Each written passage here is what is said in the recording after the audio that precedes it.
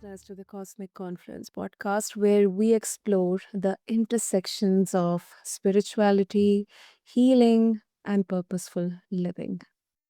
I'm your host, Sana, and today's conversation, listeners, it definitely feels very, very close to my heart. We live in a world that constantly pulls us outward into productivity, performance, into the next thing on our never-ending to-do lists or mental notes that we keep on making, and we keep feeling frustrated.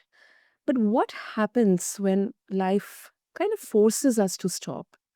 When we are invited or perhaps required to turn inward and reconnect with ourselves at a much deeper level.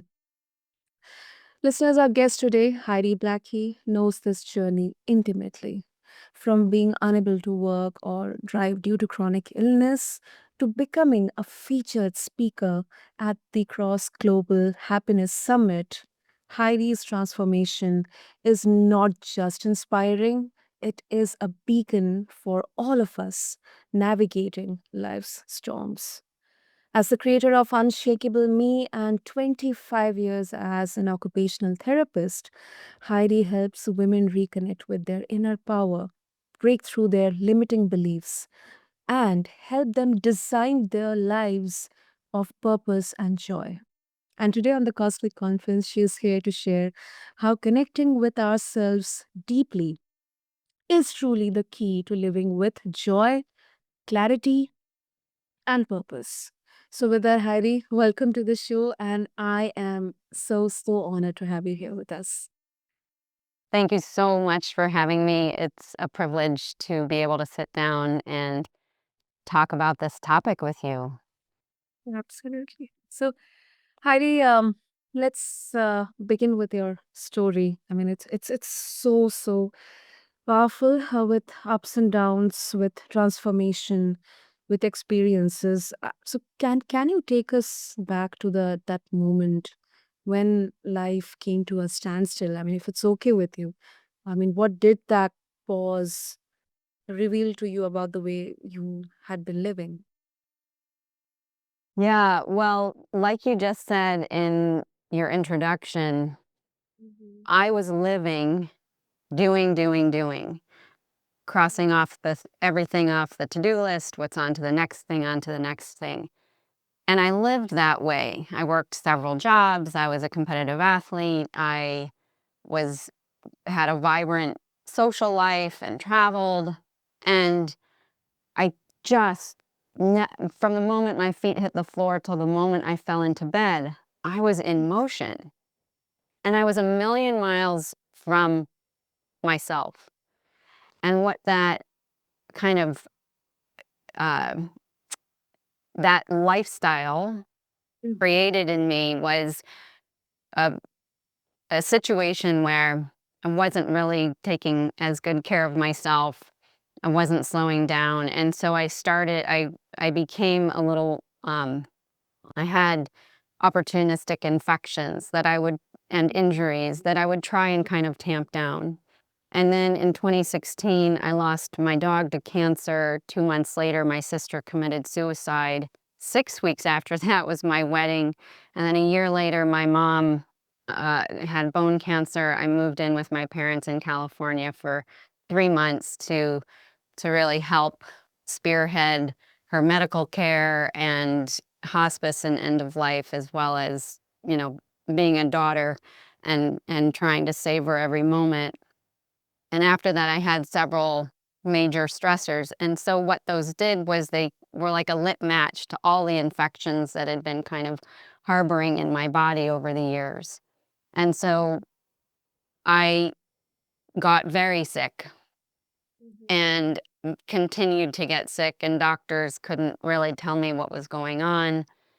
And I got to a point in 2021 where I was in bed most days a week. I was not seeing people. I couldn't think. I couldn't find words. I was leaving the stove on. I definitely couldn't work. I think I just said that. And I remember sitting in my kitchen window and feeling so alone. And and sitting there with nowhere to go, no doctors. My husband said, maybe this is how you'll be, which I said, no, this isn't living.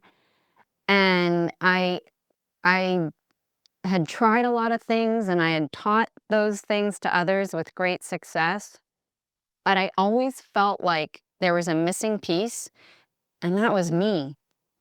And so I asked myself for the first time in 15 years or 10 years by this time, what am I believing about my ability to heal? Okay. And I had never asked that. I just was every appointment, okay, this doctor's going to help me, and then they wouldn't. And then the next thing and the next thing.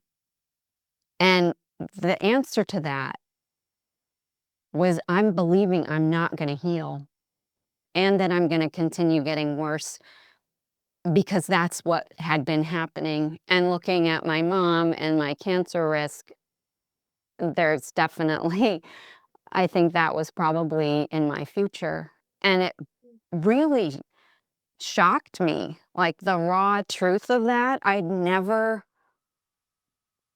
confronted myself like that before. And so I chewed on it. I sat with the reality of it. And I thought, there's no way I can heal if I don't believe I can heal and I don't believe in me. So I made a vow that day and to believe in myself and to believe in my ability to heal.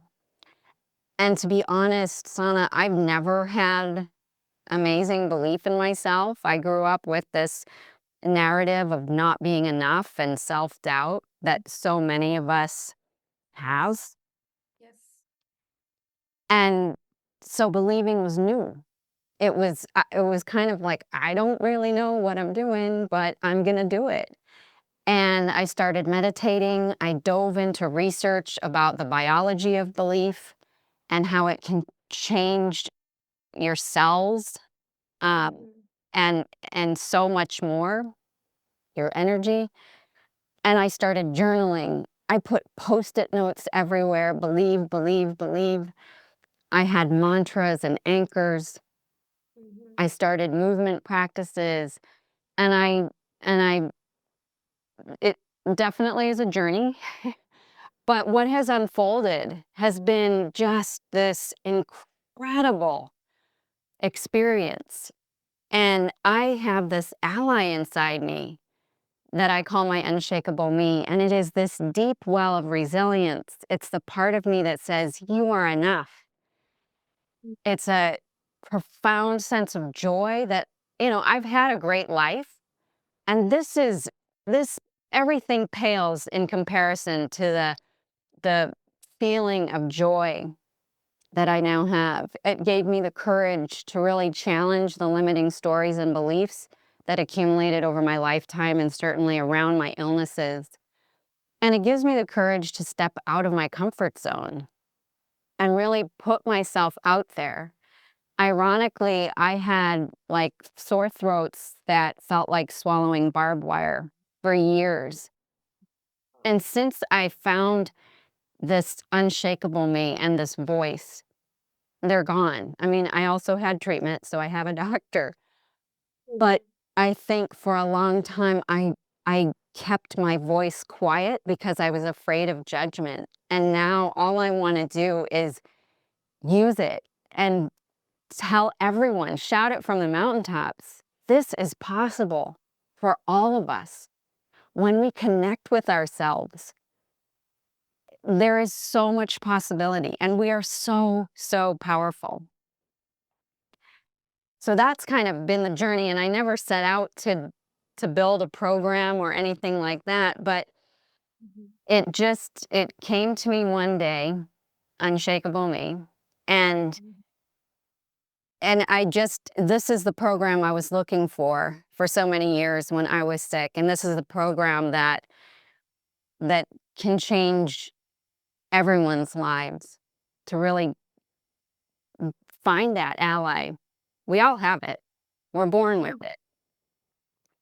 It's our spirit, it's our soul, it's that part of us that no one can take away. Absolutely. I mean, first of all, Heidi, thank you so much for sharing your journey, your story. I mean, um, some huge life events happened in there. Um, it feels like an earthquake destroying you, but I think that is the power of spirit, and the name Unshakable Me.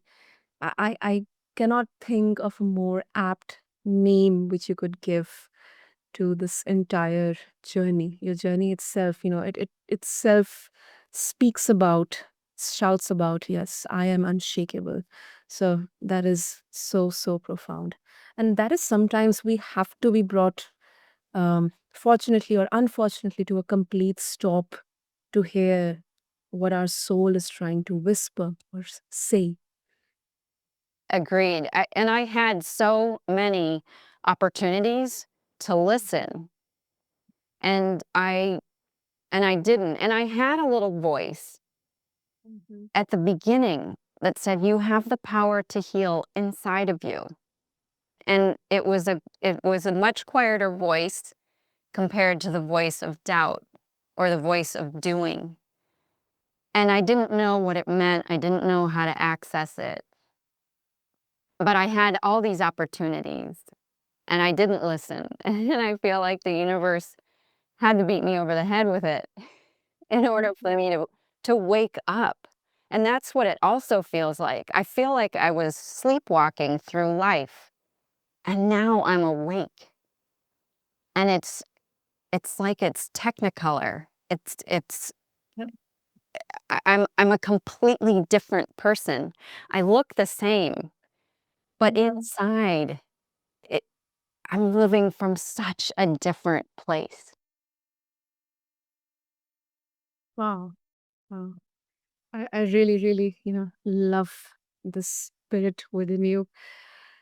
So Heidi, in your healing journey, I mean, when you first um got to know that okay, you are going through this, when you heard that this is it, this is the way your life is going to be, what exactly was going through your mind? I mean, was there a thought, okay, fine, this is the way it is, or I have to get out of it? And of course, there was a choice given to you. But what exactly was going through your mind?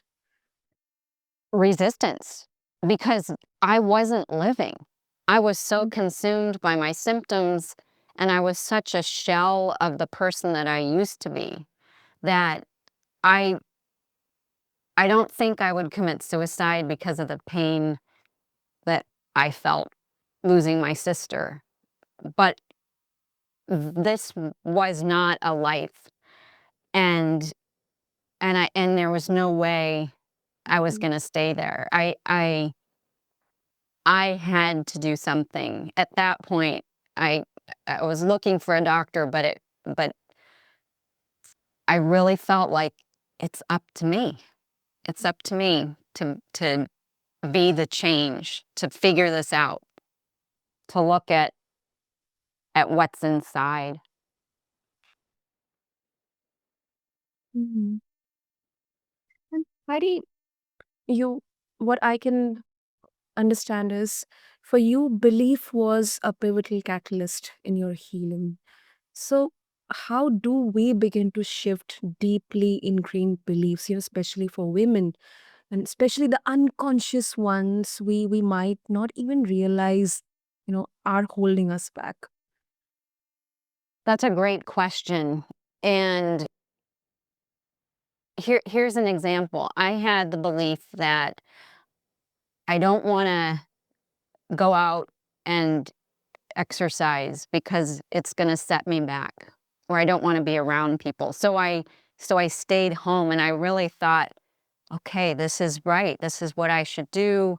This is helping me.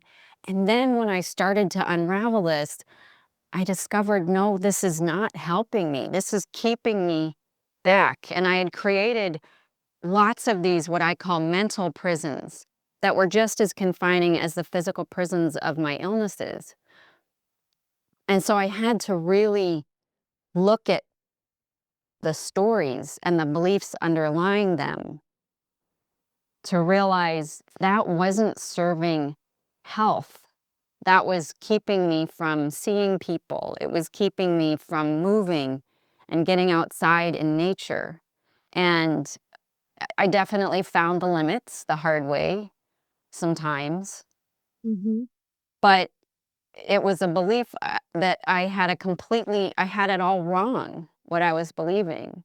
And I think looking at the areas in your life and the stories in your life that don't feel good, that diminish you in some way, is a really good place to start and look at what you're believing about yourself in those stories.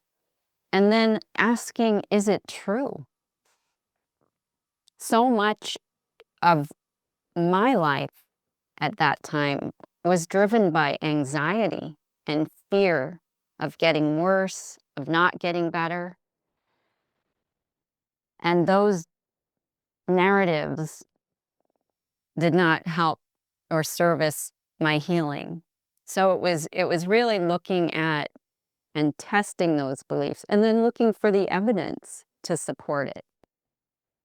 Well, it does to go out and walk a mile, there isn't definitive evidence. I'm basing everything on the past. But if I want my future to be different, I can't base it on that same template.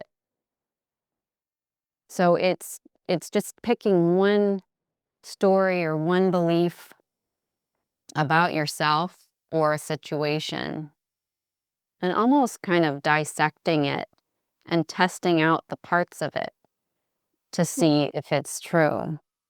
Yeah, that is fascinating. That is fascinating. And it's really fascinating, Heidi, that how these subconscious narratives they shape our entire experience of life. I know for me, for the fact that sometimes it is those quiet background beliefs that need the most, gentle uncovering.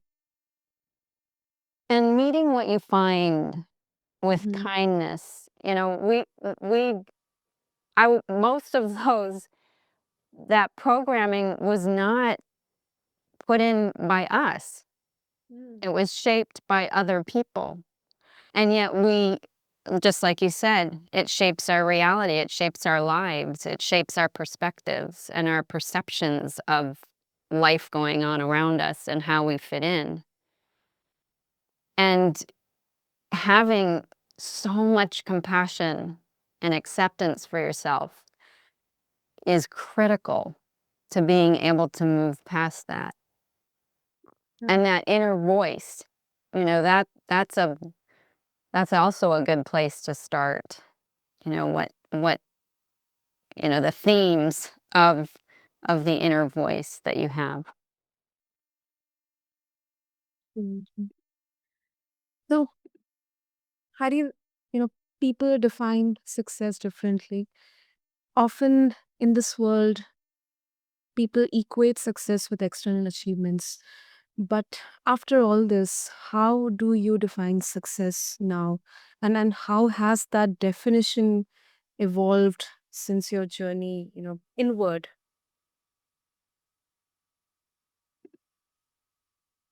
Success to me before was a lot of achievement. I'm a recovering perfectionist. I love to learn, but I was always striving for, the next credentials, or I want to show up and be the best for my patients, and what can I learn so that I can do that as a competitive athlete, that drive to get better and better and having really high expectations.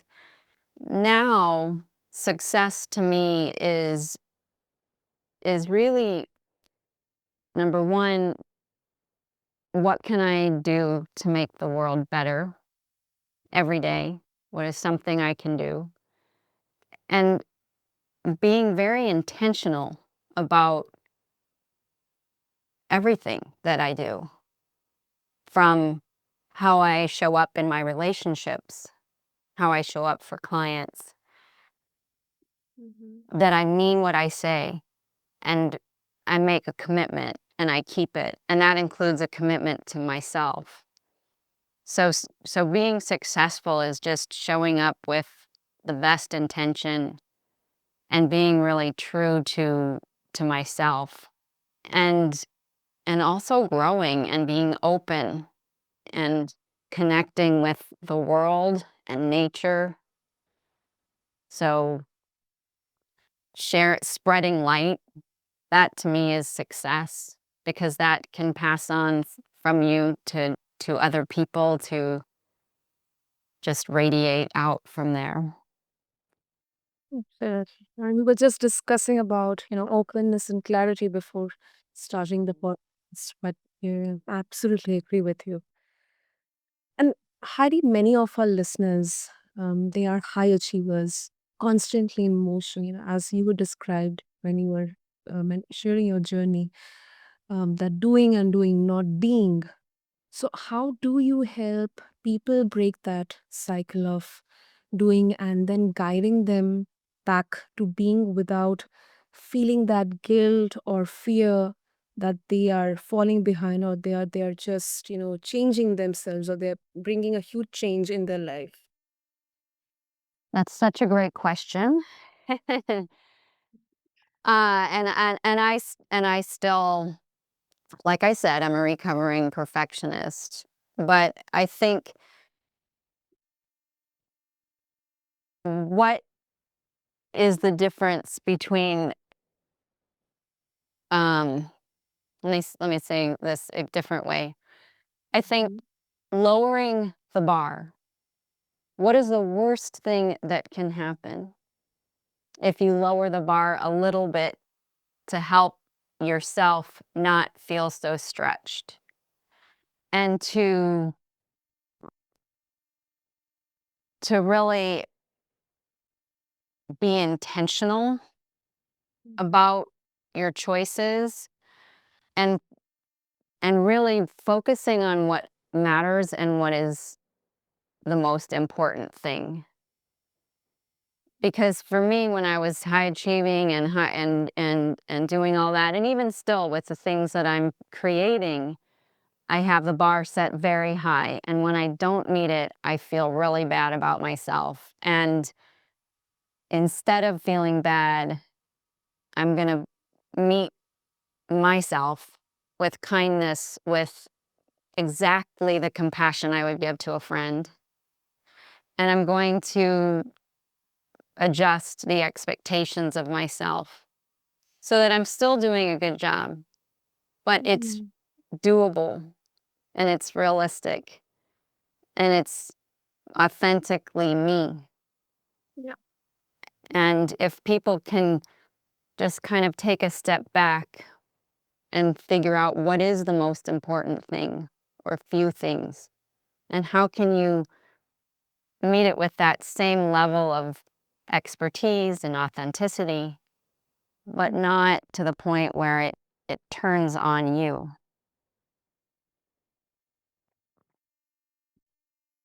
No, so such a powerful reframing. Great, great.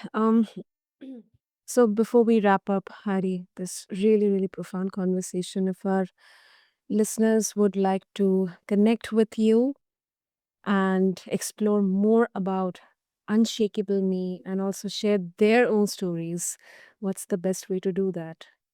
I would love that. My website is Unshakable Me, and that's unshakable. There's no E at the end of shakable. It's just SHAKABLE.com.